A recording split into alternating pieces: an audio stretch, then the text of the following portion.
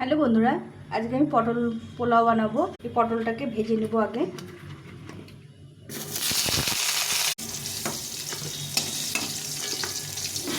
কয়েকটা কিশমিশ ভেজে নেব, দুটো এলাচ, দারচিনি, তেজপাতা দিয়ে এই চালটা ধুয়ে রেখেছিলাম। গোবিন্দভোগ চাল শুকিয়ে রেখেছি। এখন এই 1 কাপ মতো, এই 1 মগ জল চাল নিয়েছিলাম, 1 মগ জল দিয়ে লবণ দিয়ে দেবো। জলটা শুকিয়ে এসছে, এখন 1 কাপ দুধ দিয়ে দেবো। ভেজে রেখেছিলাম পটল দিয়ে দেবো।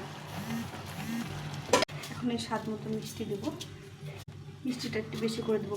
আর এই যে কিশমিশগুলো ভেজে রেখে এই সানে যে গুঁড়ো গরম 1 চামচ গুঁড়ো গরম ঘি দিয়ে নামিয়ে এই পটল পোলাও। এই আমার পটল পোলাও হয়ে গেছে। রেসিপিটা কেমন লাগলো অবশ্যই কমেন্ট করে জানিও। ভালো লাগলে লাইক শেয়ার সাবস্ক্রাইব করে পাশে